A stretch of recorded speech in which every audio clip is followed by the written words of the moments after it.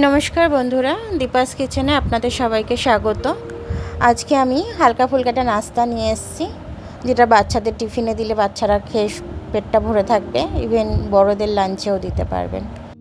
আমি 3খানা আলু সেদ্ধ করে গ্রেট করে নিচ্ছি। এদিকে কড়াতে আমি তেল গরম দিয়েছি, তার মধ্যে আমি জিরে ফোড়ন দিয়ে দিলাম। জিরেটা ভাজা ভাজা হয়ে গেলে আলুটা দিয়ে দেবো। আলুটা দিয়ে একটু আমি ভেজে নেবো। একটু নুন দিয়ে দেবো, একটু লঙ্কার গুঁড়ো হালকা দিয়ে দেবো যাতে সবাই খেতে পারে। তো একটু হলুদও দিয়ে দেবো। তো দিয়ে এটাকে ভালো করে আমি একটু নেড়ে নেবো। নেড়ে নিয়ে আমি আলুটা একটু সাইড করে পাশে একটু তেল দেবো, দিয়ে একটু পেঁয়াজগুলো ভেজে নেব, কারণ পেঁয়াজটা একটু মুখে পড়লে ভালো লাগবে খেতে। তো সে কারণে পেঁয়াজটা বেশি একটা ডিপ করে আমি ভাজবো না। তো এটা আমি ভেজে নিচ্ছি ভালো করে। তারপর 2খানা টমেটো কাটবো, ছোটো ছোটো করে কেটে দিয়ে দেবো। দিয়ে এবার এটার সাথে মিশিয়ে ভালো করে আমি ভেজে নেব।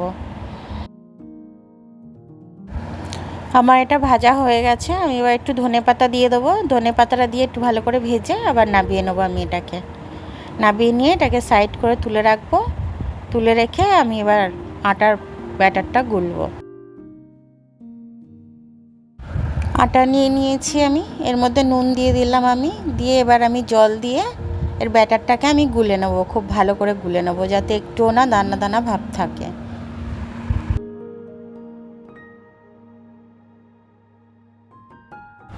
এই ব্যাটারটা যখন আমার গোলা হয়ে যাবে তখন একটা ডিম ফাটিয়ে আমি দিয়ে দেবো। আমি একটা দিলাম, আপনারা চাইলে দুটোও দিতে পারেন। আর এই ব্যাটারটাকে গুলে নেবো ভালো করে। গুলে নিয়ে আমি এবার এটাকে বানাতে যাব। এবার ব্যাটারের ঘনত্বটা দেখে নিন একটু। আমি হাত দিয়েও দাগ দিয়ে দিলাম, এরকমভাবে দেখে আপনারা ব্যাটারটা গুলে নেবেন। এবার কড়াই আমি তেল দিয়ে দিয়েছি। এবার আমি 1 হাতা মতো ব্যাটার দিয়ে দিলাম। এবার ওপরটা যখন আমার শুকিয়ে আসবে তখন আমি এটাকে উল্টে দেবো।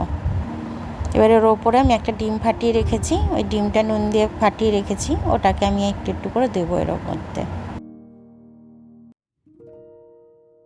দেখুন ঠিক এইভাবে দেবো আমি, দিয়ে আবার উল্টে দেবো।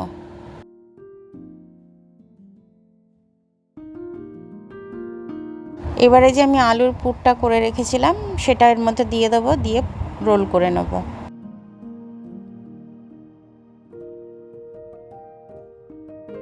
তারপরে এপিট উপিট ভালো করে ভেজে আমি তুলে নেব। তারপরে আমি সবকটা এক একটা করে প্রত্যেকটা এইভাবে ভেজে তুলে নেব।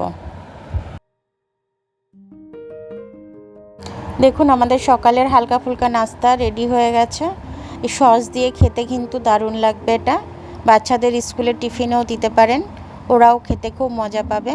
আর সস দিলে তো খেতে খুবই ভালো লাগে। আপনারা এই রেসিপিটা ট্রাই করে আমাকে জানাবেন।